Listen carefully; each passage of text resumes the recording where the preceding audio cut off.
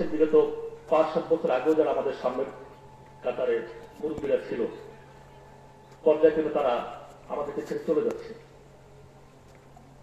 আমরা মুরব্বী শূন্য হচ্ছি, আমরা অভিভাবক শূন্য হয়ে যাচ্ছি। জানি না এখন সামনের কাতারে যারা দাঁড়িয়ে পাতা বয়স্ক মুরব্বীরা রয়েছেন, না জানে আগামীতে কাকে হারিয়ে দেবে। কি যেন আবার সামনের বছর কার জন্য যেন এখানে দাঁড়িয়ে আবার তার কথা স্মরণ করতে হয়, তার জন্য দোয়া করতে হয়। জানি হয়তো আমি আপনাদের মাঝ থেকে চলে যেতে পারি, আমার এই স্থানে অন্য কেউ আসতে পারে। জানি না কি হিকমত রয়েছে এর মধ্যে। আল্লাহ পাক রব্বুল আলামিন যেটা ভালো মনে করেন আমরা তাতে খুশি। আজ এদিকে তো 5 থেকে 7 বছর যাবত আমাদের মধ্য থেকে অনেক মুরব্বী চলে গিয়েছে। এই চাচা হাসিম হাওলাদার তিনি চলে যাওয়ার পর থেকে প্রতি 2-1 বছরের মধ্যে আমরা মুরব্বীকে হারিয়ে ফেলছি। আমার বাবা চলে গেল, মামা আশরাফ আলী হাওলাদার, এবারে ইউসুফ আলী হাওলাদার ভাই, আমাদের শ্রদ্ধেয় উস্তাদ যাকে আমরা মিয়া সাহেব বলে ডাকি, হাকিমদের কাকা, সর্বশেষ এই ডিসেম্বর মাসের 31 তারিখে চলে গেলেন, 30 তারিখে চলে গেলেন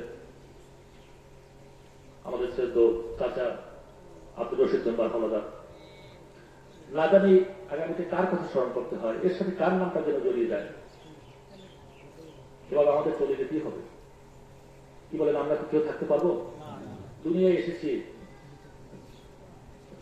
দুনিয়া আপনাকে আমাকে পাঠাবার পূর্বেই রব্বুল আলামিন মৃত্যুকে সৃষ্টি করে রেখেছেন। আল্লাহ তার পবিত্র কোরআনে বলেন, তার নিজের পরিচয় দিতে গিয়ে বলেন, আল্লাযী খালাকাল মাউতা ওয়াল হায়াতা লিয়াবলুয়াকুম আইয়ুকুম আহসানু আমালা।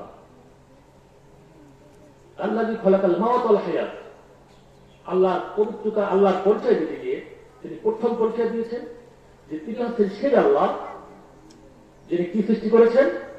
খালাকাল মাউত, মৃত্যুকে সৃষ্টি করেছেন।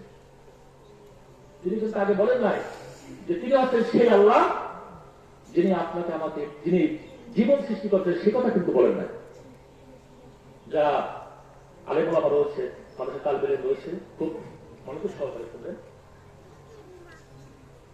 যে রব্বুল আলামিন তার পরিচয় দিতে গিয়ে প্রথম তার পরিচয় দিয়েছেন, আমি হচ্ছি সেই আল্লাহ। কোন আল্লাহ? তোমরা বারবার চিন্তা করো। আল্লাহ বলছেন আমাকে নিয়ে চিন্তা করো, বারবার চিন্তা করো, আমার ক্ষমতা নিয়ে চিন্তা করো, আমার সৃষ্টিকে নিয়ে চিন্তা করো। যতই আমাকে নিয়ে চিন্তা করবে, আমার পরিচয় সম্পর্কে যতই জানতে চাবে, ততই তোমাদের ঈমান মজবুত হবে, আমার উপর বিশ্বাস তোমাদের উপর বেশি বেড়ে যাবে। আল্লাহ তার পরিচয় দিতে কি বলেছেন? আল্লাযী খালাকাল মাউত, আমি হচ্ছি সেই আল্লাহ যে আল্লাহ তোমাদের জন্য কি করেছে? মৃত্যুকে সৃষ্টি করেছে। তারপর জীবন। আপনাকে দুনিয়ায় পাঠাবার পূর্বে আল্লাহ নির্ধারণ করে দিয়েছে যে আপনার মৃত্যু কবে হবে। আমরা দিন মৃত্যু দিকে আগাচ্ছি। আলোর গতি কত? আলোর গতি প্রতি সেকেন্ডে কত? 1,86,000 মাইল। রাইট? 1,86,000 মাইল। যারা শিক্ষিত আছেন একটু কথা বলবেন। আলোর গতি কত? 1,86,000 মাইল। আমি তো মনে করি মৃত্যুর গতি হচ্ছে 1,86,000 মাইল। এটা আমার ব্যক্তিগত অপিনিয়ন। আপনি যে একটা সেকেন্ড যে চলে গেল, এই একটা সেকেন্ড তো আপনার কবর দিয়ে যাবে। আপনি তো দৌড়াচ্ছেন। কেমন দৌড়াচ্ছেন? বিদ্যুতের যে গতি, তার তো বেশি গতি নিয়ে আপনার সামনে আগাচ্ছেন মৃত্যুর দিকে, কবরের দিকে। দুনিয়া আসার পর থেকে আমি শুরু করে দিয়েছি কবরের দিকে যাওয়ার জন্য। একবার কি আমরা চিন্তা করেছি তোমার আমাদের ভক্তি হবে? কুল্লু নাফসিন যায়িকাতুল মাউত।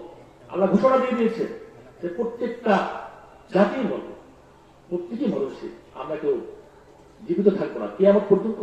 কিয়ামত পর্যন্ত যদি জীবিত থাকেন, কিয়ামত পর্যন্ত যদি জীবিত থাকেন, আপনাকে মরতেই হবে, এটাই সত্য। আমরা মৃত্যু হাতে নিয়ে এসেছি, মৃত্যু সাথে নিয়ে আমরা এসেছি। আমরা এমন দৌড়ন দৌড়াচ্ছি কবরের দিকে, এমন দৌড়ন দৌড়াচ্ছি যে পিছনে তাকাবার সময় নেই। দেখতে পাচ্ছেন আমাদের সামনে দিকে মুরব্বীরা চলে যাচ্ছে। যখন আপনাকে আমাকে দাফন করা হবে, আল্লাহ না করুক যদি আমাদের আমলনামা হালকা হয়ে যায়, আমরা যদি পাপী হয়ে যাই, আমাদের পাশে যারা কবরে থাকবে তারা আমাদেরকে লানত দেবে, বলতে তোমরা কি দেখোনি যে তোমাদের সামনে থেকে আমরা চলে এসেছি, তোমার দাদা চলে এসেছে, তোমার দাদি চলে এসেছে, তোমার পূর্বপুরুষ চলে এসেছে, তোমার বাবা চলে এসেছে, তোমার আত্মীয় স্বজন চলে এসেছে, মহল্লার মুরব্বীরা চলে এসেছে, তোমার ছোট ভাই চলে এসেছে। তুমি কি সতর্ক হওনি যে তোমাকে একদিন এই কবরে আসতে হবে? কেন তুমি সেখানে যে তোমার নিজের চোখের সামনে দেখেছো যে তোমার পূর্বপুরুষরা চলে গেছে, আমরা চলে এসেছি, তোমারও চলে আসতে হবে, কেন তুমি সতর্ক হওনি? কেন আল্লাহ রাসূল বারবার তাগিদ দিয়েছে যে তোমরা জানাজায় শরীক হও? কেন বলেছে জানেন?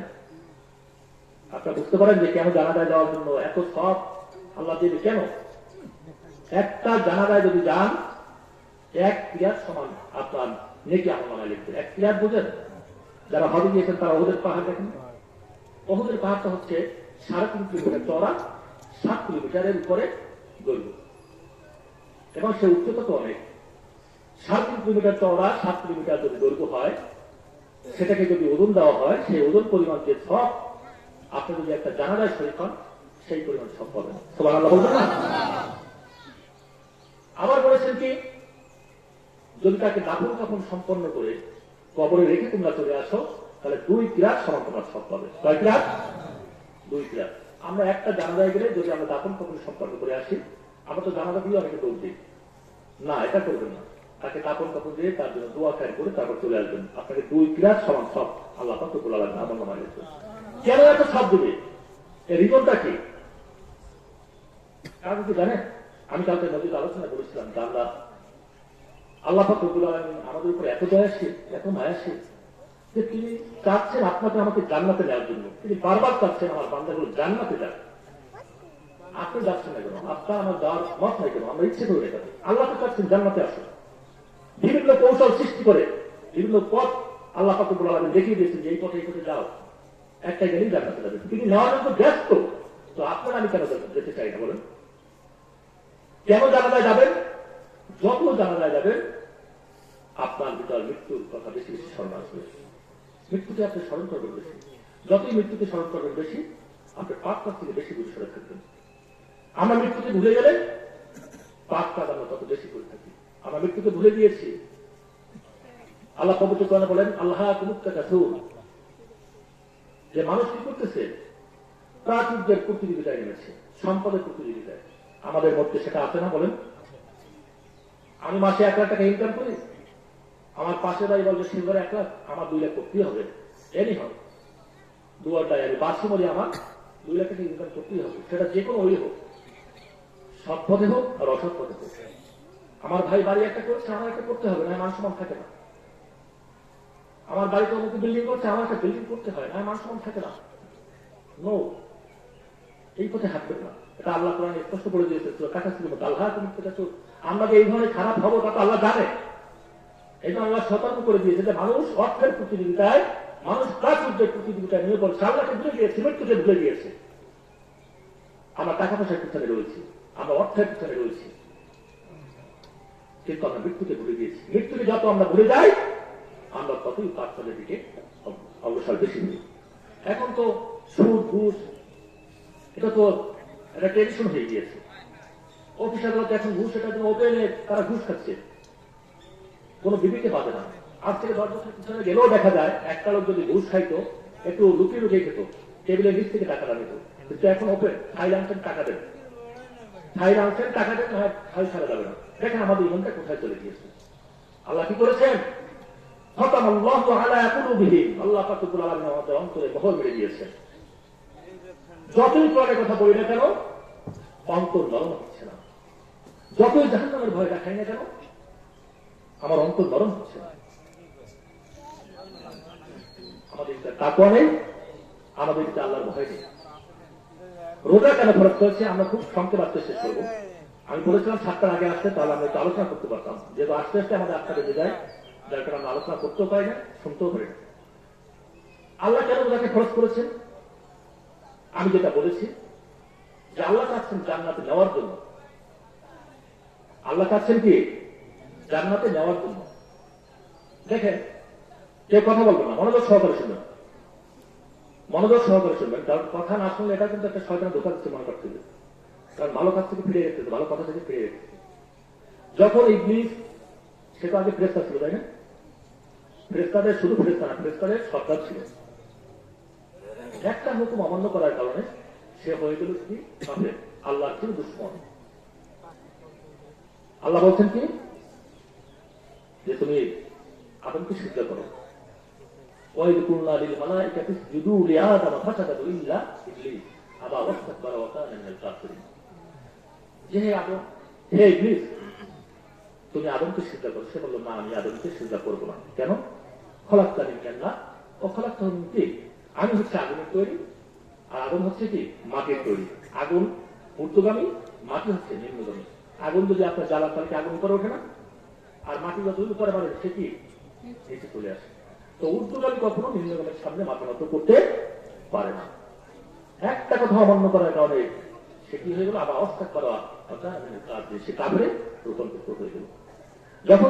যখন তাকে কাফের বানিয়ে দিল, আল্লাহ থেকে শত্রু হিসেবে, সে দুশমন হিসেবে ঘোষণা করলো, তখন বললো যে রব্বুল আলামিন, আমি তোমার কাছে কয়েকটা ক্ষমতা চাই।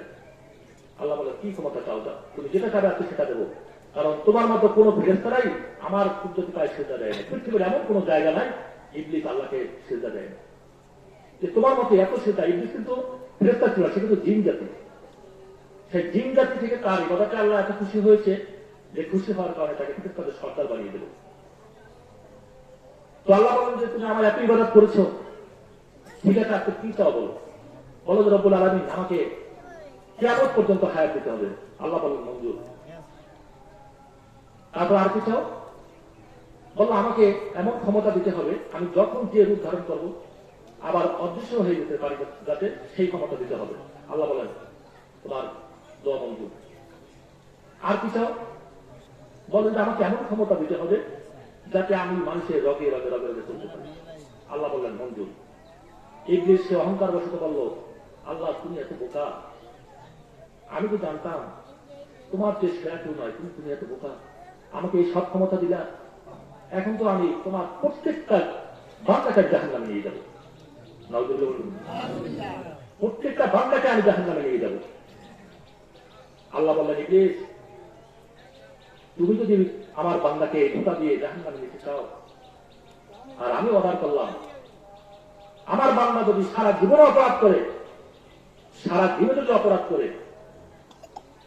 শুধুমাত্র শিরক বাদে যত গুনাহ করুক না কেন, গুনাহ করতে করতে যদি আসমান পর্যন্ত গুনাহ করে ফেলে, আর আমার বান্দা যদি গভীর রজনীতে নামাজে গিয়ে সিজদায় করে আমার কাছে ক্ষমা চায়, আর পৃথিবীর টুকরোটা পানি যদি ফেলে দেয়, আমি আল্লাহ ঘোষণা দিলাম ওই পানি ধ্বংস করার আগে আমি আল্লাহ পাক রব্বুল আলামিন তার তামাম জীবনে গুনাহগুলো ক্ষমা করে দেব। দেখেন আল্লাহ জান্নাতে নেওয়ার জন্য কত আপনাকে ভালোবাসতে, কতভাবে সিস্টেম দেখিয়ে দিয়েছে, তারপরে কি আমরা জান্নাতে যেতে চাই? আমরা কপাল করা, আমরা কত বাধা। আল্লাহ চাই জান্নাতে আসুন, আর আমরা করে যাবো না। আল্লাহ আপনার কাছে খরচ করে দিয়েছেন কেন? লাআল্লাকুম তাত্তাকুন, যাতে তোমার তাকওয়া অর্জন করতে পারো, তোমাদের হৃদয় যাতে ভয় আসে, আল্লাহর ভয় আসে যে আমি পাপ করতেছি। তাকওয়া কি? আমি আরো কয়েকবার আলাপ করেছি, এখানে সংক্ষেপে আলোচনা করব। তাকওয়া কি? হযরত ওমর রাদিয়াল্লাহু তাআলা আনহু তাকে এক সাহাবী জিজ্ঞেস করেছেন, খলিফাতুল মুসলিমিন, তাকওয়া বলতে কি বোঝায়? খলিফাতুল মুসলিমিন বললেন, মনে করে এখানে একটি সরু রাস্তা, আপনি মনে করেন একটা সরু রাস্তা, এর দুই পাশে যদি কাঁটাযুক্ত গাছ থাকে এবং উপরে যদি লতা পাতা থাকে কাঁটাযুক্ত, তাহলে তোমরা যখন বললেন যে তুমি এই সরু পথ দিয়ে কিভাবে যাবে? সাহাবী বলল যে ওমর সতর্ক করে দিলেন, তুমি এমন ভাবে যাবে যাতে তোমার জামায় কাটার আঁচড় না লাগে, তোমার শরীর কাটার আঁচড় না লাগে। এখন তুমি কিভাবে যাবে? সে সাহাবী বলল, আল্লাহ রাসূলের সাহাবী বলল, আমি জামা কাপড়টাকে এইভাবে একটু সেতু করে হাতগুলোকে একদম গুছিয়ে নিয়ে শরীরটাকে সংকীর্ণ করে তারপর আস্তে আস্তে আমি চলে যাবো খুব সাবধানতার সাথে। তোমরা রাদিয়াল্লাহু তাআলা বলেন, এটাই হচ্ছে তাকওয়া। তাম পৃথিবীতে তুমি রাস্তায় নামবে পাপ, দেখবে পাপ, ঘরে যাবে পাপ, অফিসে যাবে পাপ, বাজারে যাবে পাপ, চারদিকে দেখবে পাপ, তুমি চোখ খুলতে দেখবে যে পাপ আর পাপ। এই হাজারো হাজারো পাপের মধ্য থেকে তোমার নিজেকে ছেদ রেখে তুমি যে চলবে, তুমি পাপ কাজ করবে না, এটাই হচ্ছে তাকওয়া। তুমি দেখতে পাচ্ছ তোমার সহকর্মী ঘুষ খাচ্ছে, তুমি তার পাশে টেবিলে বসা আছো, তুমি দেখছো সে ঘুষ খাচ্ছে, সে তার বউয়ের জন্য স্বর্ণালঙ্কার কিনছে, কোটি কোটি টাকা সে মালিক হয়ে গিয়েছে, আর তোমাকে সরকার যে টাকা বেতন দেয় তুমি তাতেই সন্তুষ্ট। এটাই হচ্ছে তাকওয়া। তোমার টাকা পয়সা আছে, ইচ্ছে করলে তুমি ফুর্তি করতে পারতে, আনন্দ ফুর্তি করতে পারতে, তুমি ক্লাবে গিয়ে তুমি মদ খেতে পারতে। তোমার এক বন্ধু সেই ওই টাকা পয়সার মালিক, সে ক্লাবে গিয়ে মদ খায়, কিন্তু তুমি আল্লাহ কুদরতি পায় সেটাই করে আসছো। এটাই হচ্ছে তাকওয়া। তো আল্লাহ রোজাকে খরচ করেছেন কেন? যাতে আমাদের হৃদয়ে তাকওয়া আসে, আল্লাহর ভয় আসে। আমরা রাত হোক, দিন হোক, গভীর রজনী হোক, প্রকাশ্যে হোক, অপ্রকাশ্যে হোক, যত প্রকার পাপ আছে সমস্ত পাপ থেকে যদি আমরা নিজেকে সেভ করতে পারি, এবং আমরা যখন পাপ করতে যাব তখন যদি আমাদের হৃদয় এটা আসে যে দুনিয়ার কেউ না দেখলে আল্লাহ পাক রব্বুল আলামিন আমাকে দেখতেছে, যদি এই চিন্তাটা তোমার হৃদয়ের ভিতরে আসে, তাহলে মনে করবে তুমি তাকওয়া অর্জন করেছো, তোমার রোজা আল্লাহ পাক রব্বুল আলামিন কবুল করে নিয়েছেন। আমরা কতজনে পেরেছি এই তাকওয়া অর্জন করতে? একমাত্র আল্লাহই বলতে পারে। হয়তো আমি এখানে বড় বড় লেখা দিচ্ছি, আমি পাচ্ছি, কিন্তু আমাদের চেষ্টা করে দিতে হবে, চেষ্টা করে দিতে হবে। দেখতে পাচ্ছেন না, কিয়ামত কিন্তু খুব নিকটই চলে এসেছে, নিয়ে দৌড় একদম দরজার সামনে, খুব সন্নিকটে কিয়ামত। কারণ কিয়ামতের সবচেয়ে যেটা বড় প্রমাণ, সেটা হচ্ছে আল্লাহ রসুলের আগমন। কারণ আল্লাহ রসুল হচ্ছেন খতামুন নবিয়্যিন, আল্লাহ রসুল হচ্ছেন সর্বশেষ নবী, সর্বশ্রেষ্ঠ নবী, তারপরে কোন নবী আসবে না। আল্লাহ রসুলের আগমনটাই হচ্ছে কিয়ামতের সবচেয়ে বড় লক্ষণ। নবুয়তের দরজা বন্ধ, আর কোন নবুয়তি পাবে না, আল্লাহ রসুলের পর আর কোন নবী আসবে না। এরপর যে আপনার আল্লাহ রসুল যে নিদর্শনগুলো বলে দিয়েছেন তা প্রায় 90% কমপ্লিট হয়ে গিয়েছে। 29 জন নবী দাবি করে, বন্ধ নবী দাবি করবে, অলরেডি 28 জনের মতো হয়ে গিয়েছে, আর বাকি আছে একজন। দুর্ভিক্ষ চলে আসবে, দ্রব্যমূল্যের ঊর্ধ্বগতি হবে, মানুষের ইমান থাকবে না, প্রকাশ্যে পাপ করবে, প্রকাশ্যে জেনা করবে। এখন তো এক বন্ধু জেনা করে আরেক বন্ধুর সাথে গল্প করে, আমি এই 10টা মেয়ের সাথে আমার সম্পর্ক ছিল, অমুকের সাথে আমি এই করছি সেই করছি। এখন এটা কিন্তু আমাদের একটা ট্রেডিশন হয়ে গেছে, যেটা একটা গর্বের বিষয়। লজ্জা লাগে না? আমরা জেনা করছি, আমার বন্ধুর সাথে গল্প করে আমার লজ্জা লাগে না? লজ্জা কোথায় গিয়েছে? আসলে কত মিনাল ইমান, লজ্জা হচ্ছে ইমানের অঙ্গ। আমরা 10টা মেয়ের সাথে আমরা সম্পর্ক করে অবৈধ মেলামেশা করেছি, আবার বন্ধুর সাথে গল্প করেছি। আমরা সেঞ্চুরি করে, 10 সেঞ্চুরি করে মিষ্টি বিতরণ করি, এর চেয়ে কপাল করা হাত লাগা দুনিয়ার জন্য কেউ থাকতে পারে না। কপাল করা মুসলমান, কপাল করা মুসলমান। এই আমেরিকায় সেদিন গত সপ্তাহে দেখেছি, পেপার পেয়েছি, মানুষ কতটা অসভ্য হয়ে গেছে, নির্লজ্জ হয়ে গেছে, বেহায়া হয়ে গিয়েছে। সারা জীবন শুনেছি পুরুষ দর্শন করে নারীদেরকে, সেদিন পেপারে এসেছে 6 জন নারী তার ছাত্রদেরকে দর্শন করেছে। স্কুল শিক্ষক, স্কুল শিক্ষিকা, 6 শিক্ষিকা এই ছাত্রদেরকে দর্শন করেছে। শুনেছেন জীবনে ছাত্র পুরুষদের দর্শন করে? আমরা কত বড় নির্লজ্জ হয়ে গিয়েছি। মনুষ্যত্ব বোধ আমাদের ভিতর নেই। পাপ কাজ করা এখন আমার একটা গর্বের বিষয় হয়ে দাঁড়িয়েছে, এটা কিয়ামতের আলামত। আমাদের ইমান আনা উচিত না? দেখতে পাচ্ছেন না মিশরে কি অবস্থা হয়েছে? আল্লাহ পাক রব্বুল আলামিন তাদেরকে ক্ষমা করুন, যারা মারা গেছে আল্লাহ তাদেরকে মাফ করুন। এখন সেখানে ভালো লোক মারা গেছে, খারাপ লোক মারা গেছে। এটা আমাকে চোখ খুলে দিয়েছে যে তোমার উপরে এই ভয়াবহতা আসবে। এটা সামান্য। মিশরে একটা ভূমিকম্প হয়েছে 7.6 মাত্রায়, সামান্য ভূমিকম্পে বড় বড় বিল্ডিং মুহূর্তের মধ্যে ধ্বংস হয়ে গিয়েছে। যে 10 মিনিট আগেও কোটিপতি ছিল, 10 মিনিট পরে সে রাস্তার কোটি হয়ে গিয়েছে। কে বানিয়েছে? তার ইশারা।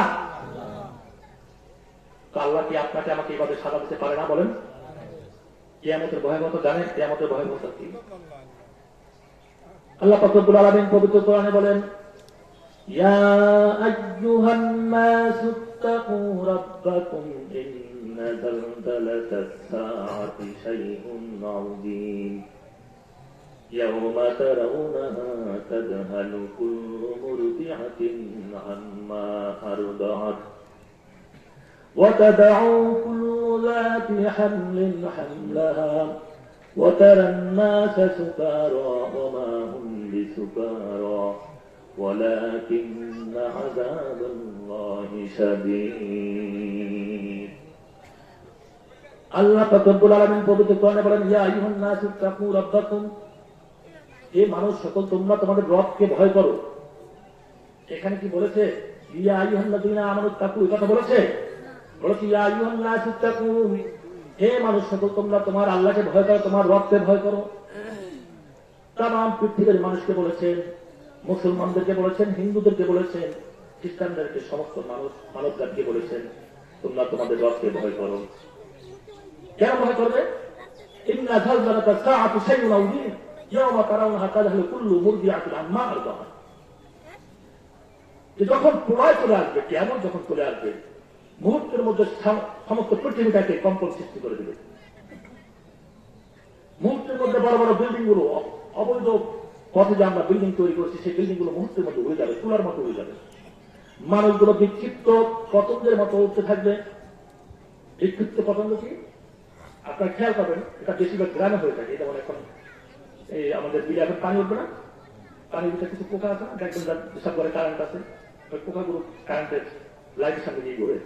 যখন ফ্যান ছাড়বেন, দেখবেন যে ফ্যানের বাতাসের সাথে ওরা কি করে খাঁচা খেয়ে চারদিকে ছড়িয়ে যায়।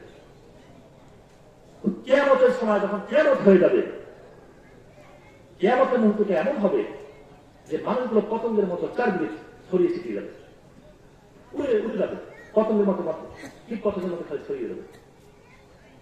বড় বড় বিল্ডিং গুলো ধসে পড়ে যাবে, বড় বড় পাহাড় গুলো তুলোর মতো উঠতে থাকবে। যেমন আমরা গাছে তুলা দেখি, এই ফাল্গুন মাসে যখন বাতাস ছেড়ে দেয় দক্ষিণ দিক থেকে, দেখবেন যে তুলাগুলো সমস্ত জায়গায় উঠতে থাকে। এই যে আপনারা এখন বড় বড় পাহাড় দেখেছেন, মক্কা মদিনায় যত বড় বড় পাহাড় দেখেছেন, পাহাড়গুলো এভাবে তুলার মতো উঠতে থাকবে। যাদের গর্ভে সন্তান রয়েছে তারা সন্তান প্রসাব করে দিবে, টের পাবে না। হাঁটতেছে, চলতেছে, বাড়া করতেছে, খাইতেছে, সন্তান প্রসাব করে দেবে, টের পাবে না। সন্তান মায়ের দুধ খাচ্ছে, মা সন্তানকে ছেড়ে দিয়ে চলে যাবে। মানুষ বেহুশ হয়ে যাবে, পাগলের মতো উঠতে থাকবে, পাগলের মতো ঘুরতে থাকবে। ওখানে বলেছি যে কাউকে এমন ভাবে থাকবে মনে হচ্ছে যেন তারা নেশা করতেছে। নেশা করলে মানুষ যেভাবে কালমাতাল করে, যখন কিয়ামত হয়ে যাবে, আমরা সুস্থ মানুষগুলো কি করবে? নেশাগ্রস্তদের মতো আমরা যখন কালমাতাল করতে থাকবো। তো সেটার কিছু নমুনা আল্লাহ পাক রব্বুল আলামিন মিশর এবং সিরিয়ায় দেখিয়ে দিয়েছেন। আহা, 10 মিনিটের মধ্যে সব তৌচির হয়ে গেল। হ্যাঁ, ঢাকায় আগুন লাগুক আর যেখানে লাগুক, আল্লাহ বলছেন, কোরআনে বলছেন, জাহারাল ফাসাদু ফিল বাররি ওয়াল বাহরি বিমা কাসাবাত আইদিন নাস, যে জলে স্থলে যত প্রকার বিপদ আপদ দেখো, এটা তোমাদের হাতের কামাই। বিমা কাসাবাত আইদিন নাস, এটা কিন্তু আমার আপনার হাতের কামাই। আপনার আমি অপরাধ করতে করতে এমন চরম সীমায় পৌঁছে গিয়েছি যে আল্লাহ গজব দিতে বাধ্য করেছে। আমার তো মনে হয় যদি আল্লাহ রসুল যদি প্রার্থনা না করে যেতেন আল্লাহর কাছে যে, হ্যাঁ আল্লাহ তুমি আমার উম্মতকে দুনিয়ার জন্য লজ্জা দিও না, যদি এই প্রার্থনা না করে গাইতেন, লূত আলাইহিস সালামের বংশধরকে যেভাবে উল্টে দিয়েছে, আমাদের তো সে উল্টিয়েছে। আমরা পাপের এমন চরম সীমায় পৌঁছে গিয়েছি। এই পাপ করে কি লাভ? মরতে তো হবেই। মৃত্যুর যন্ত্রণা কত কঠিন, কবর কত কঠিন। আপনি একবারও চিন্তা করেছেন? আপনার আজকে সাহেব রয়েছেন, আপনি এখন মারা যাবেন, আপনার নাম ধরে কেউ ডাকবে না। এই আলতাফ মাস্টার, জব্বর মাস্টার কেউ নাম ধরে ডাকবে না। হয়তো মাইকিং দর্শনা বলবে যে অমুকে মারা গিয়েছে, নাম ধরে বলবে। আপনি মারা যাওয়ার সাথে সাথে আপনার আত্মীয় স্বজন পাড়া প্রতিবেশী বলবে কি জানেন? লাশটা ঘর থেকে নামাও। নামের সামনে আলতাফ মাস্টার থাকবে না, লাশটা ঘর থেকে নামাও। লাশটা গোসলখানা নিয়ে আসো, তাকে গোসল করতে হবে। গোসলখানা যখন দিলে আপনার পরনের কাপড়গুলো খুলে ফেলবে, আর কি করে কাপড় করতে পারবেন না। আপনাকে যে ওই একবার ঘর থেকে নামিয়েছে, আর ওই ঘরে আপনি উঠতে পারবেন না। ও ঘর আপনার জন্য বন্ধ। ইচ্ছাও করতে পারবেন না, উঠতে পারবেন না। আপনাকে গোসলখানা ঢুকাবে, আপনাকে আপনার কাপড়গুলো খুলে ফেলবে, বিধ্বস্ত অবস্থায় আপনার সমস্ত কাপড় খুলে থাকতে রাখবে, আলাদা একটা কাপড় দিয়ে আপনাকে গোসল করাবে। গোসল করাবার পরে আপনাকে সাদা কাপড় দিয়ে পেঁচিয়ে তারপর মুড়িয়ে রাখবে। আপনার নিজের কাপড় পরার ক্ষমতা নেই। জানাজা হয়ে যাবে, জানাজার পর 4 জনে বা 6 জনে কাজে করে আপনাকে কবরে নিয়ে আসবে। কবরে যারা থাকবে তারা বলবে, লাশটা আমার দাও, কবরে রাখি। আপনার নাম হলো কি? আব্দুল জফর মশার নাম আছে? নাই। লাশটা কবরে দাও, লাশটা কবরে রাখি। কবরে রাখার পরে আপনাকে কবরে রেখে আপনার বন্ধু বান্ধব আত্মীয় স্বজন সব চলে এসেছে। হয়তো আপনার সন্তান কিছুক্ষণ কবরে বসে থাকবে, সে হয়তো বা কিছুক্ষণ থেকে সেও চলে আসবে। আপনার একা থাকতে হবে কবরে। যদি নেককার হয় কবর আপনার সাথে ভালো আচরণ করবে, যদি বদকার হয় কবর আপনাকে এমন চাপ দিবে, কবর আপনার জন্য এমন সংকীর্ণ হয়ে চলে আসবে যে এক পাশে হার আর এক পাশে চলে যাবে। কবর। হযরত ফাতেমা রাদিয়াল্লাহু তাআলা আনহা, আল্লাহ রাসূলের স্ত্রী হযরত খাদিজা কুবরা রাদিয়াল্লাহু তাআলা আনহা, তিনি কবরের ভয়ে, কবরের চাপের ভয়ে তিনি কান্না করতে করতে অস্থির হয়ে পড়েছেন। আমাদের ফাতেমা তিনি দৌড় দিয়ে রাসূলের কাছে গেলেন, বললেন যে বাবা, মা তো খুব কান্না করতেছে। আল্লাহ রাসূল চলে আসলেন যে কেন, কি হয়েছে খাদিজা তোমার?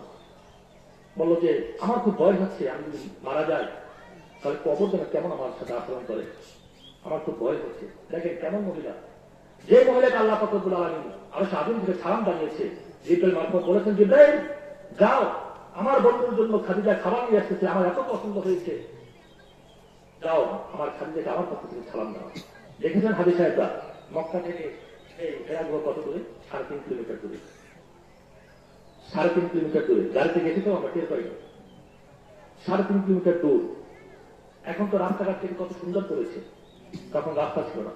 এক পাহাড়ের উপর দিয়ে উঠে আরেক পাহাড়ে নামতে হতো, আরেক পাহাড় দিয়ে আরেক পাহাড়ে যেতে হতো। হেরাগুলোটা প্রায় 2-2.5 কিলোমিটার উচ্চতা। আমরা যখন পাহাড়ের পাশে গিয়েছি অনেক দূর থেকে দেখেছি, কাছে যাইতে পারিনি, উঠে যেত তাপ। দেখেছি যে পাহাড়ে যে উঠতেছে এতটুকু মানুষ দেখা যায়। আমাদের মহল্লান বলেছে যে এই পাহাড়ে উঠতে গেলে আপনার সর্বনিম্ন 20 লিটার পানি নিয়ে উঠতে হবে। যাওয়ার সময় 15 লিটার খাবেন, নামার সময় 5 লিটার খাবেন। তো এত উঁচুতে খাদিজা রাদিয়াল্লাহু তাআলা আনহা, তিনি বয়স্ক মহিলা, আল্লাহ রাসূলের জন্য খাবার নিয়ে গিয়েছেন। সেই খাদিজাকে আল্লাহ পাক রব্বুল আলামিন আরশ আযীম থেকে সালাম জানিয়েছেন। সেই মহিলা বলতেছেন কি, আমাদের মা, তিনি বলতেছেন কি যে আমার ভয় লাগে কবরে রাখলে কবর যেন আমার সাথে কি আচরণ করে। ইয়া রাসূলুল্লাহ, আপনার কাছে আমার একটু অনুরোধ, আপনার পোশাকটা আমার গায়ে পরিয়ে দিবেন। আমার বিশ্বাস রাসূলের পোশাক যদি আমার গায়ে থাকে, মাটির সাহস নাই, কবরের সাহস নাই আমাকে চাপ দিবে। বুঝতে পারছেন কবর কি? যে আপনার পোশাকটা আমাকে পরিয়ে দিবেন। আল্লাহ বলছেন যে আচ্ছা ঠিক আছে দেব। ইয়া রাসূলুল্লাহ, যখন আমাকে কবরে রেখে আসবে আপনাকে স্বাভাবিক সবাই চলে আসবে, রসুল আপনি চলে আসবেন না, মুনকার নকির স্কুলের জবটা একটু দিয়ে আসবেন। আর কে বলছে কথা? আল্লাহ রসুলের সবচেয়ে প্রিয় সহকর্মী, যাকে আল্লাহ নিজে স্বয়ং সালাম জানিয়েছে। তিনি বলেছেন কবরের ভয় কথা। তো আপনারা আমি কি, আমরা কি নিয়ে কবরে যাচ্ছি? যখন হযরত ফাতেমা রাদিয়াল্লাহু তাআলা আনহাকে কবরে রাখা হলো, তখন সাহাবীরা বলল, হে কবর, তোমার ভিতরে কাকে রাখতেছি তুমি জানো কি? কবর কোনো কথা বলে না, কবর থেকে কোনো আওয়াজ আসে না। সাহাবারা বলল, হে কবর, তোমার বুকে এমন একজন নারীকে রাখতেছি, যিনি হচ্ছেন সাইয়্যিদাতুন নিসা, মহিলাদের জান্নাতে মহিলাদের সর্দারিনী হযরত ফাতেমা রাদিয়াল্লাহু তাআলা আনহাকে তোমার বুকে রাখতেছি। খবরদার, খবরদার কবর, তুমি ফাতেমার সাথে বেয়াদবি করবে না। কবর থেকে কোনো জবাব আসে না। এবার সাহাবী বলল, কবর, তোমার বুকে কাকে রাখতেছি তুমি কি জানো? তোমার বুকে রাখতেছি জান্নাতের যুবকদের সর্দার হযরত হাসান হুসাইন, তাদের মা হযরত ফাতিমাকে তোমার বুকে রাখতেছি। খবরদার, খবরদার কবর, তুমি ফাতেমার সাথে বেয়াদবি করো না। কবর থেকে কোনো কথা আসে না। এবার বলল, কবর, তুমি জানো কি তোমার বুকে কাকে রাখতেছি? তোমার বুকে রাখতেছি আল্লাহ পাক রব্বুল আলামিন যাকে আসাদুল্লাহিল ওয়ালিদ বলেন উপাধি দিয়েছেন। সে আসাদুল্লাহিল ওয়ালিদ হযরত আলী রাদিয়াল্লাহু তাআলা আনহুর স্ত্রী। তাকে তোমার বুকে রাখতেছি, খবরদার খবরদার তুমি তোর সাথে তুমি ফাতেমার সাথে বেয়াদবি করো না। কবর থেকে কোনো কথা আসে না। সর্বশেষ বলল কবর, তুমি জানো কি তোমার বুকে কাকে রাখতেছি? তোমার বুকে রাখতেছি সাইয়্যিদুল মুরসালিন খাতামুন নবীন আশরাফুল আম্বিয়া তুজাহানের বাদশা নবী কুলের শিরোমণি আল্লাহর হাবিব জানাবে মুহাম্মদ রাসূলুল্লাহ সাল্লাল্লাহু আলাইহি ওয়াসাল্লামের একমাত্র সবচেয়ে প্রিয় কন্যা হযরত ফাতেমাকে তোমার বুকে রাখতেছি। খবরদার খবরদার খবর, তুমি ফাতেমার সাথে বেয়াদবি করো না। কবর থেকে কথা বের হয়ে আসলো, ও আল্লাহ রাসূলের সাহাবারা, আমার বুকে কাকে রাখতেছ আমি তা জানি না। আমার বুকে আলীর স্ত্রীকে রাখতেছ, নাকি হাসান হোসেনের মাকে রাখতেছ, নাকি আল্লাহ রাসূলের মেয়েকে রাখতেছ, সেটা আমি জানি না। ও সাহাবীরা, আমার বুকে যে ভালো আমল নিয়ে আসবে তার জন্য আমি জান্নাতের বাগান হয়ে যাব, আর আমার বুকে যদি খারাপ আমল নিয়ে আসে আমি কবর এমন চাপ দিব তার এক পাশে হাত দিয়ে আর এক পাশে চলে যাবে। হযরত ফাতিমা রাদিয়াল্লাহু তাআলা আনহা, যাকে সাইয়্যিদাতুন নিসা বলা হয়েছে, সেই রকম একজন মহিলা যদি তার ব্যাপার যদি কবরে এই কথা বলেন, আপনার আমার ব্যাপার কি হবে? একবার কি আমরা চিন্তা করে দেখেছি? কবরে রাখার সাথে সাথে আপনার সাথে কেমন আচরণ করবে একবার কি আমরা চিন্তা করে দেখেছি? যদি আমল ভালো হয় আপনার সাথে আচরণ ভালো করবে, আমল যদি আপনার আমার খারাপ হয়ে যায় কবর এমন আচরণ করবে বলারও থাকবে না, কিছু করারও থাকবে না। কবরে রাখার সাথে সাথে শুরু হয়ে যাবে কার্যক্রম। যদি আমল ভালো হয় আপনার সাথে ভালো আচরণ করবে, যদি আমল খারাপ হয়ে যায় জাহান্নামের আযাব শুরু হয়ে যাবে। এই জাহান্নামের আযাবটা হচ্ছে তো বোনাস। কবরে রাখার পর কিয়ামত পর্যন্ত যে আশা যে কবরে আযাব হবে এটা তো বোনাস। দুনিয়া দেখেন একটা মানুষ যদি অপরাধ করে তাকে কি করে? জেলে রাখে না? দেখা যায় জেলে সে 10 বছর 15 বছর হয়েছে, 15 বছর তার বিচার, 15 বছর পর রায় হয় তার মৃত্যুদণ্ড অথবা যাবজ্জীবন। ওই 15 বছর পর থেকে তার জীবন শুরু হয়ে যায়। তেমনি আপনারা যদি আজ মরে যায়, আজ থেকে যেটা হবে সেটা হবে বোনাস। হাসরের ময়দানে যেটা রায় হবে তখন থেকে বিচারের কাজ শুরু হয়ে যাবে। আপনার জন্য যেটা নির্ধারণ করা হয়েছে সেটা সেদিন থেকে শুরু হয়ে যাবে। আহারে, হাসরের ময়দানে তো ভয়াবহ হবে। এই সূর্যটা কত মাইল উপরে জানেন? এই সূর্যটা কত মাইল উপরে কেউ জানেন? 9,30,00,000 মাইল। 9,30,00,000 মাইল উপর থেকে সূর্য তাপ দেয়। সেই তাপের কারণে এত ভয়াবহ তাপ হয়েছে, আমরা যারা রোজা ছিলাম টের পেয়েছি। দিনে কত ঘন্টা টের পেয়েছি। 9,30,00,000 মাইল উপর থেকে সূর্য তাপ দেয়। এই সূর্যটা রয়েছে উল্টা পিঠে, মানে মনে করেন আপনি একটা পাত্রে আগুন রেখেছেন, আগুন রয়েছে উপরের দিকে, সেই পাত্রটা গরম হয়ে নিচে যে তাপটা আসে সূর্যের যে আসল যে তাপ রয়েছে তার রয়েছে উপরে ভাগে। এই যে আমরা তাপ পাচ্ছি সেটা হচ্ছে উল্টা পিঠে। কঠিন হয়ে হাসরের ময়দানে রব্বুল আলামিন এই সূর্যটাকে উল্টিয়ে দিলেন, যে পাশে আগুন সেইটাকে উল্টিয়ে দিলেন। হাসরের ময়দানে কবরটা উল্টিয়ে দিলেন, এই সূর্যটাকে উল্টিয়ে দিলেন। মানুষের এক হাত উপরে সূর্যটা এসে যাবে, কাহার মতো 1 বিঘত উপরে এসে যাবে, কাহার মতো 1 মাইল উপরে এসে যাবে।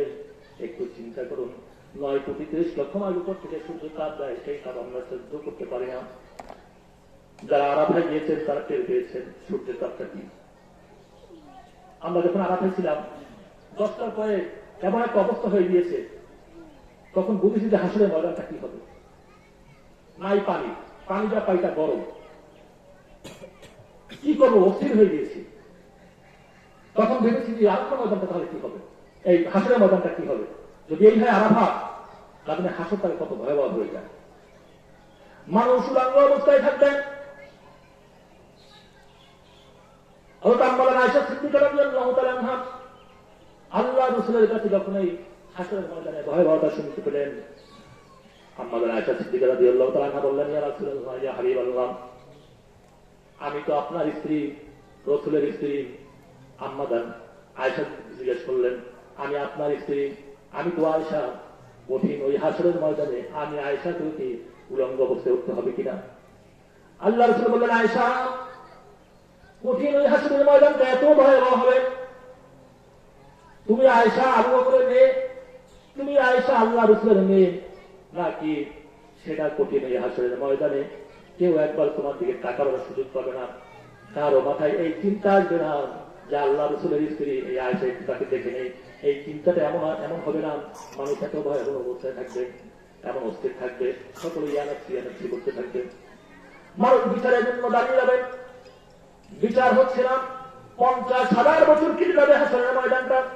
50,000 সানাতের নিম্নত আব্দুল, 50,000 বছর কেটে যাবে হাসরের ময়দান। তাকিয়ে থাকবো আমরা, বিচার হচ্ছে না কেন? আমরা একসময় অধৈর্য হয়ে যাব।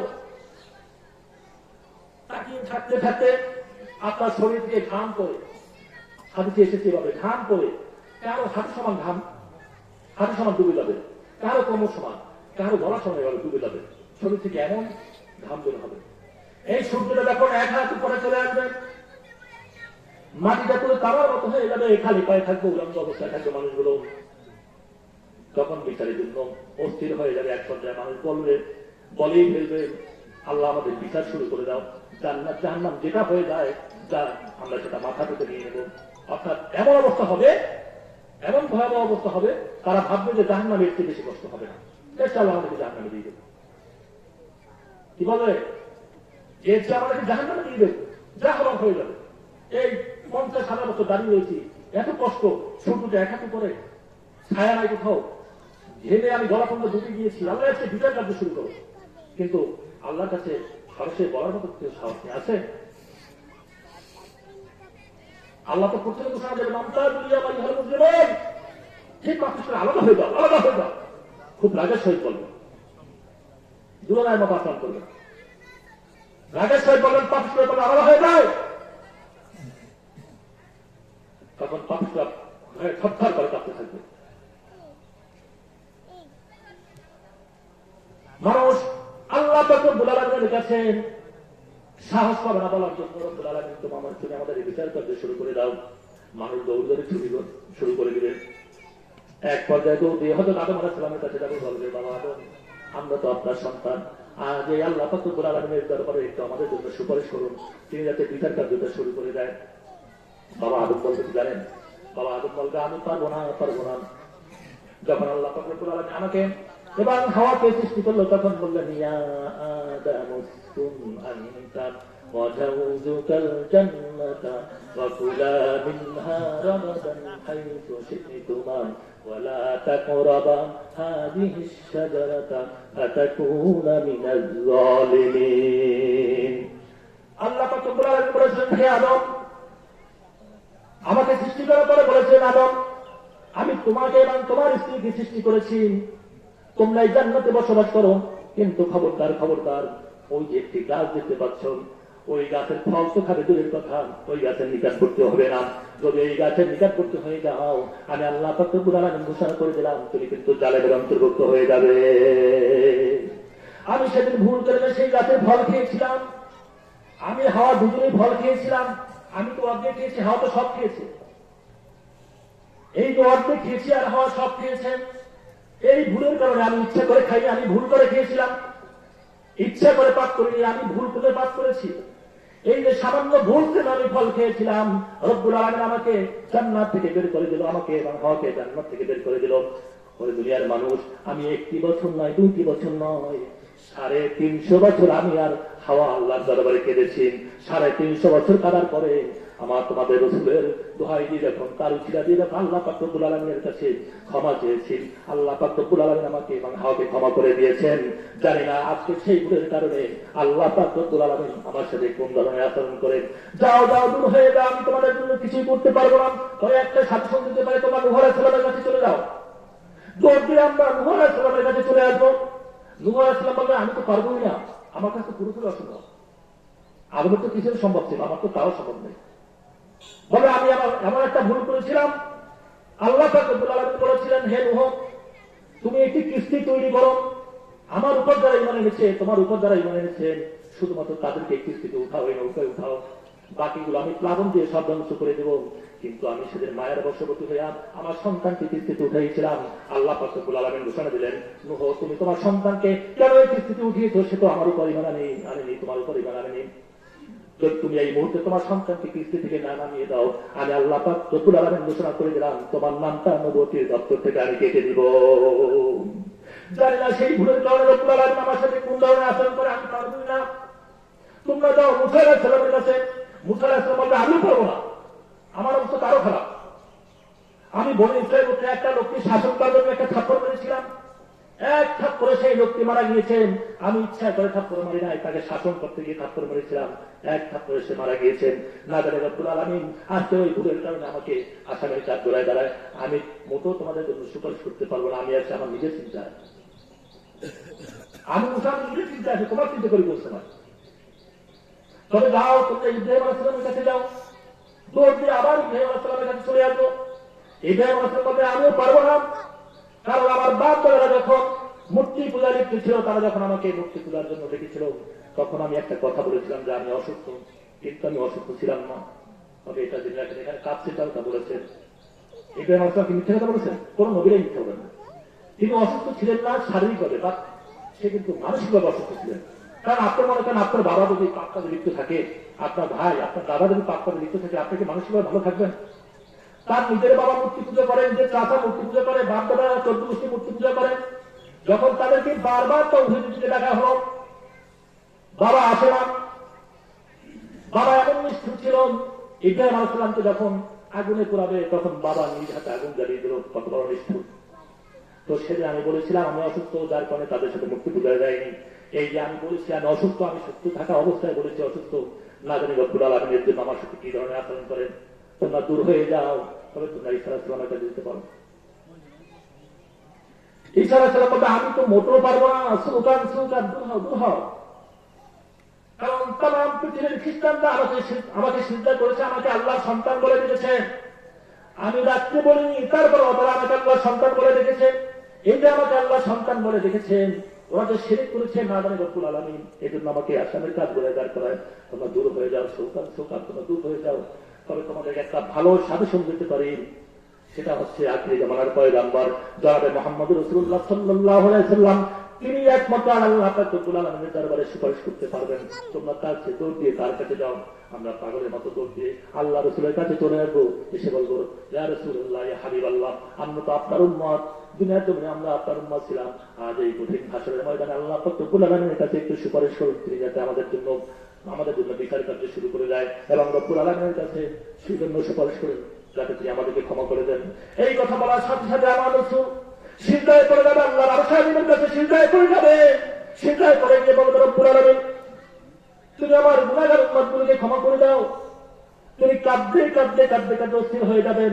আল্লাহ পাক দিকে বলবেন, হে রাসূল আপনি মাথা উঠান। আপনি কাঁদবেন আর আমি তা চেয়ে দেখবো, তা হতে পারে না। কারণ আমি দুনিয়ার জন্য বলেছিলাম ওয়ালাল আখিরাতু খায়রুল লাকা মিনাল উলা, দুনিয়ার চেয়ে আখিরাত আপনার জন্য উত্তম জায়গা। দুনিয়াতে আপনি অনেক কিনেছেন, আখিরাতে আপনি কাঁদবেন, তা হতে পারে না। এক বন্ধু কাঁদবে, আরেক বন্ধু চেয়ে দেখবে, তা হতে পারে না। বন্ধু মাথা উঠান। দুনিয়ার জমিনে নবুয়ত পাওয়ার পর থেকে আপনি উম্মতি উম্মতি বলে কেটেছেন, পাহাড়ের গুহায় উম্মতি বলে কেটেছেন। আপনার সন্তানের জন্য কাঁদেননি, আপনার স্ত্রীর জন্য কাঁদেননি, আপনার বংশবলের জন্য কাঁদেননি, শুধুমাত্র উম্মতি উম্মতি বলে কেটেছেন। ওহুদের জমিনে রাসূল আপনি আপনার দন্তন মোবারক শহীদ করেছেন, আপনার উম্মতগুলোকে জান্নাতে নেওয়ার জন্য আপনার দন্তন মোবারক শহীদ করেছেন। আপনার মাথার খুলে ভেঙে ফেলেছেন, আপনার সমস্ত শরীর রক্তে জর্জরিত হয়ে গিয়েছেন। আপনি তায়েফের ময়দানে একবার নয়, দুইবার নয়, তিনবার রাসূল আপনি বেহুশ হয়ে পড়েছেন কাফেরদের অত্যাচারে।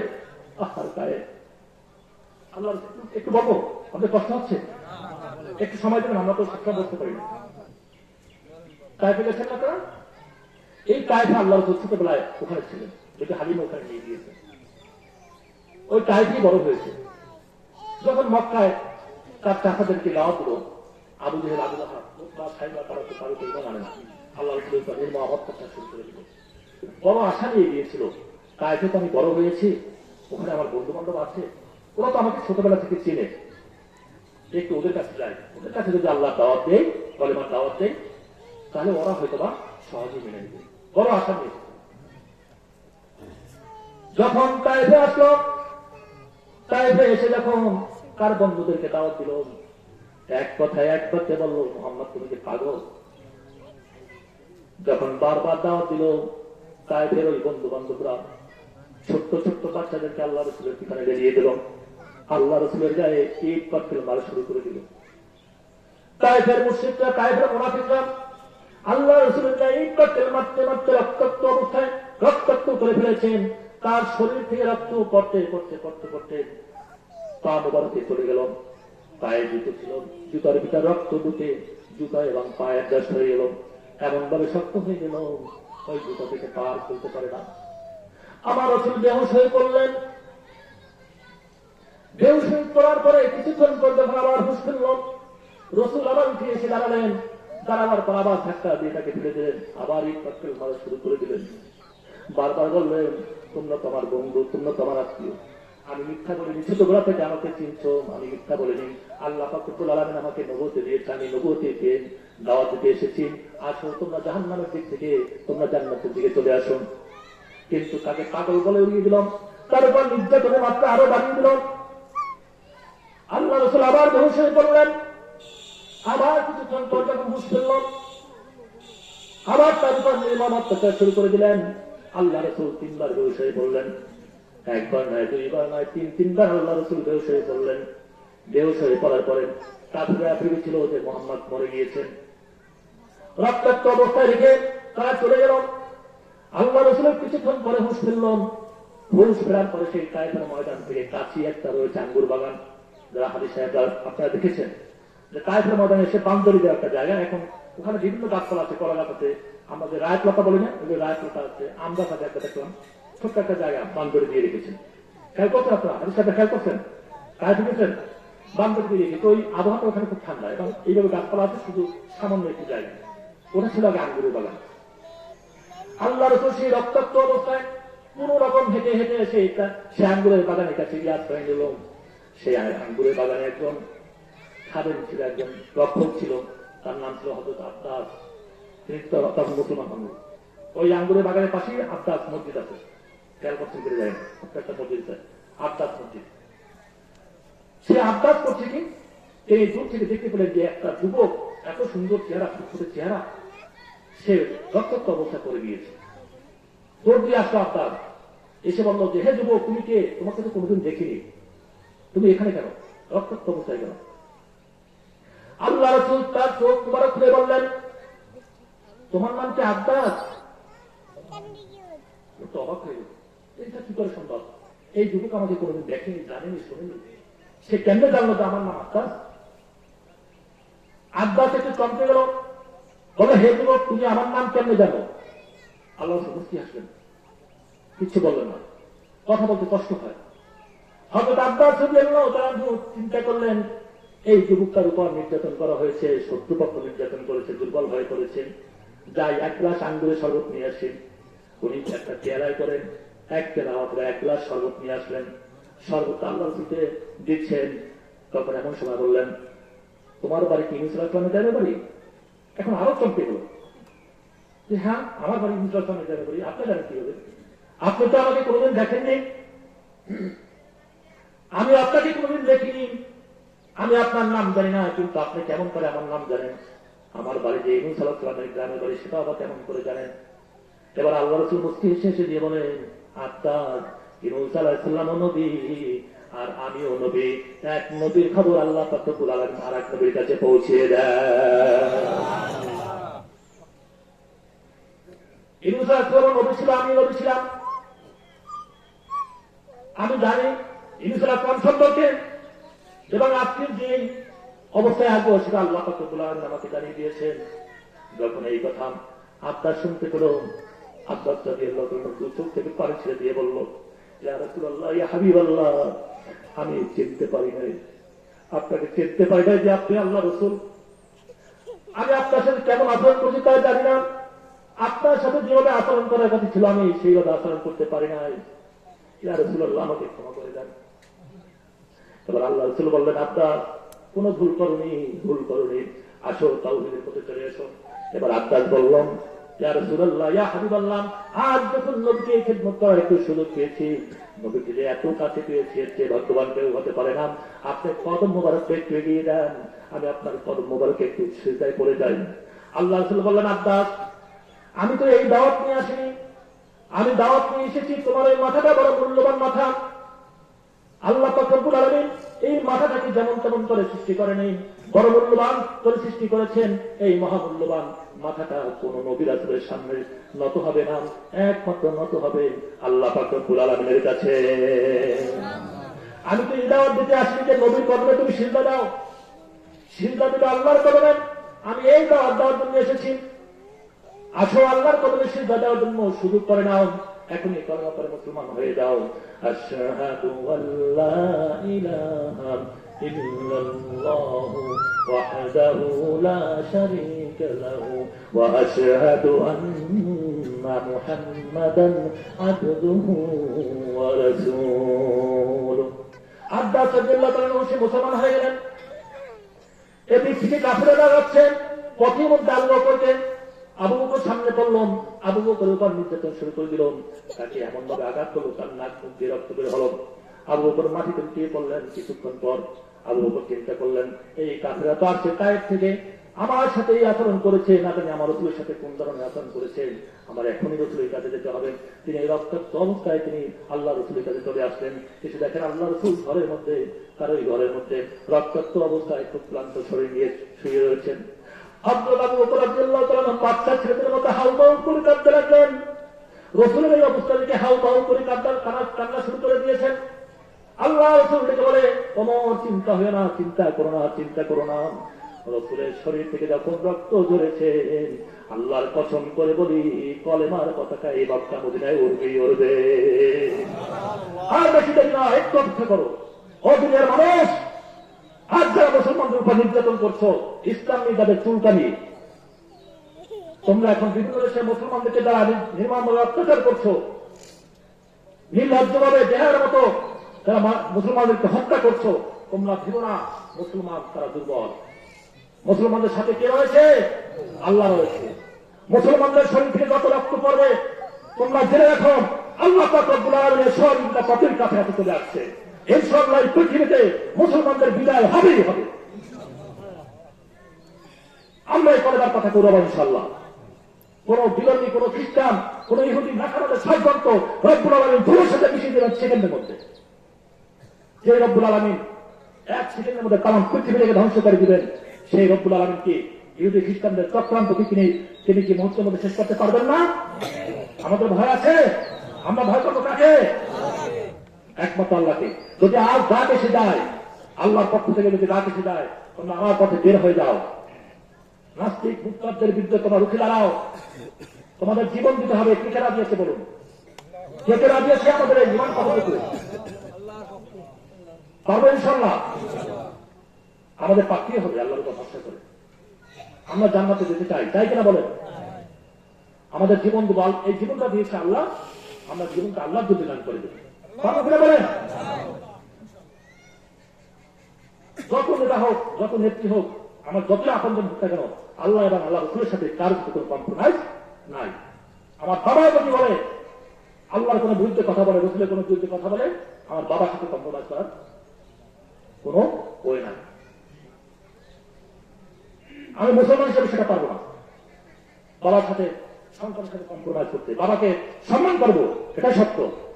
কিন্তু রসুলের আদর্শ থেকে যদি চলে যায়, আল্লাহর পথ থেকে যদি সে চলে যায়, সেই পথে যাওয়ার জন্য যদি আমাকে বাধ্য করে, আমি তার বিরুদ্ধে রুখে দাঁড়াবই পারবো ইনশাআল্লাহ।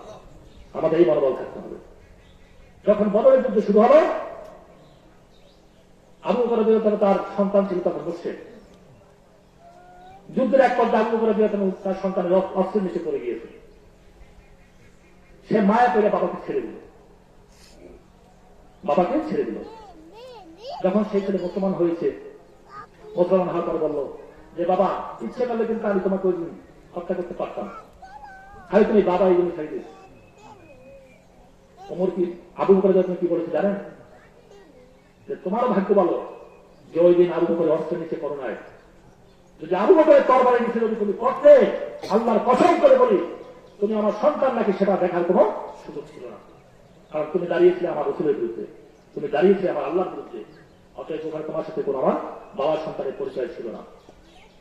অমুসলিম, আজ তোমার নেতা নেত্রী, আজ তোমার অবশ্যই আল্লাহর বিরুদ্ধে কথা বলবে, ইসলামের বিরুদ্ধে কথা বলবে, আজ তুমি সেটাকে ছাড়াই করে তুমি জেনে রাখো তোমার এই কথার জন্য কঠিন হাসির ময়দান তোমার জবাবদিহি করতেই হবে।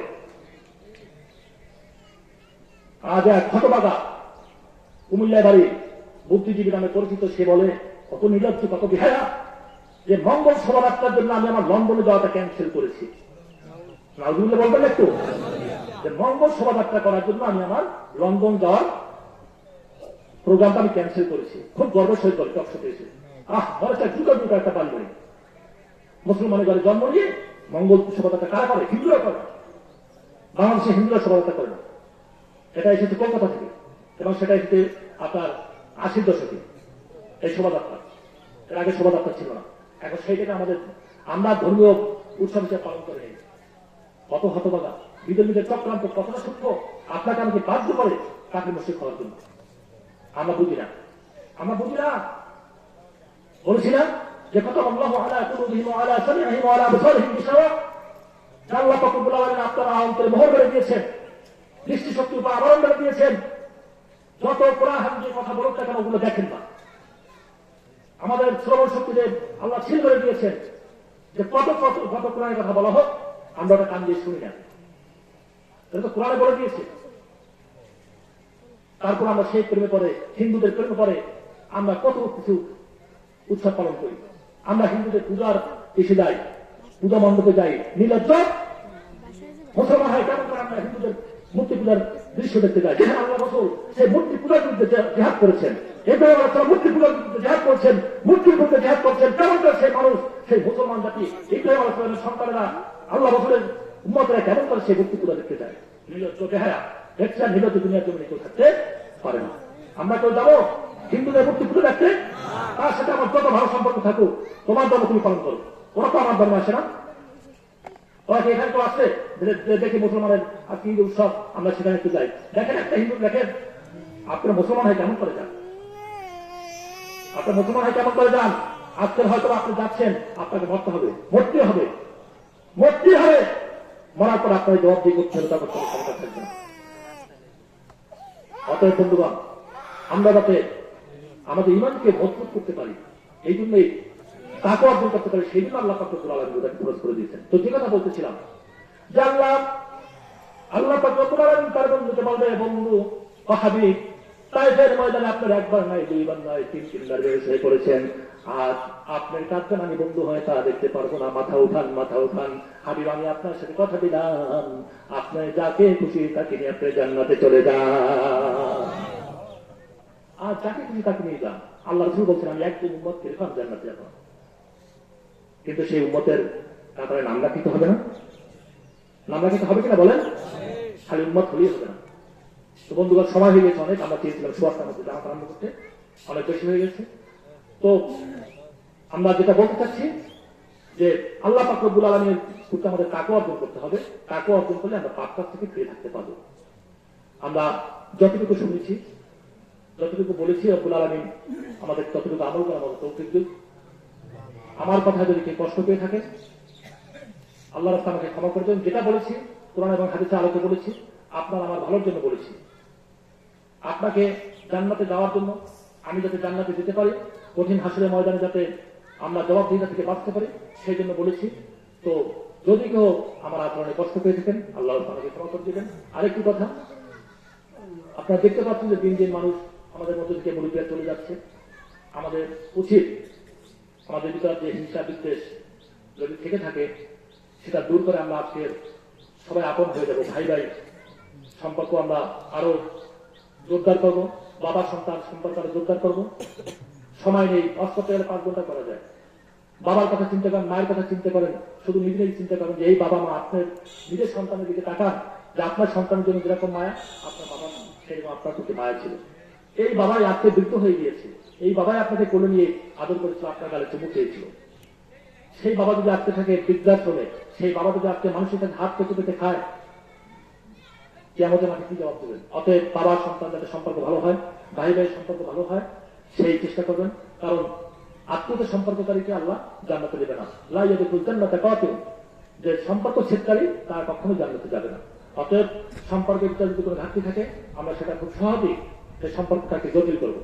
ভাই ভাই আমরা সম্পর্ক জটিল করবো, বাবা ছেলে বাবা সন্তান সম্পর্ক জটিল করবো। আমরা এলাকা যারা রয়েছে সবাই মিলেমিশে থাকবো, আমরা দিনী কাজের দিকে এগিয়ে যাবো। বিশেষ করে যুবক শ্রেণী যারা রয়েছে তাদের প্রতি আমার আকুল আবেদন। বিভিন্ন এলাকায় রয়েছে ইসলামিক যুব সমাজ, তাদের উদ্যোগে মাহফিল হয়, তাদের উদ্যোগে হয়। আমি বিশ্বাস করবো আমাদের এখানে যারা যুবকরা রয়েছে তারা অন্যান্য এলাকার যুবকদেরকে অনেক সচেতন এবং তাদের যোগ্যতাও বেশি। তো যারা যুবক রয়েছে আমরা চাবো তোমরা পিকনিক না করে, তোমরা অমুক না করে, সমুক না করে, তোমরা অজ মাহফিলের দিকে এগিয়ে আসো। তোমাদের সব হবে, তোমাদের দায়িত্ব তোমরা পালন করতে সঠিকভাবে, কিয়ামতের মাঠে সঠিক হিসাব দিতে পারবে। তো সেদিকে তোমরা এগিয়ে আসো। আমি নাম ধরে বললাম না যে কে কে আসবা, এখানে যারা যুবক রয়েছে সকলে আসার চেষ্টা করবা। তাতে যে নেতৃত্ব দেয় তার নেতৃত্ব মেনে নিয়ে আমরা এই সমাজকে ইসলামিক যুব সমাজ গড়ে তুলবো। মানিকগঞ্জে একটা গ্রাম রয়েছে, সেই গ্রামে 100% মুসলমান, 100% মেয়েরা পর্দা করে, 100% পুরুষরা তারা দাঁড়িয়ে রেখে, 100% পুরুষরা তারা যুব গায়ে। এটা তাদের যুব সমাজের উদ্যোগে এটা হয়েছে মানিকগঞ্জে। তো আমরাও চাই আমাদের বাড়িতে গ্রামটা এই যুবকদের নেতৃত্বে এবং ইসলামের একটা যুব সমাজ গড়ে উঠুক, ইসলামিক যুব সমাজের নেতৃত্বে এই পুরো মহল্লাটা আপনার ইসলামের আলোকে আলোকিত হোক, এই আশা ব্যক্ত করে সকলে সুস্বাস্থ্য কামনা করে আজকের মতো এখানে বিদায় নিচ্ছি। আসসালামু আলাইকুম ওয়া রাহমাতুল্লাহি ওয়া বারাকাতুহু।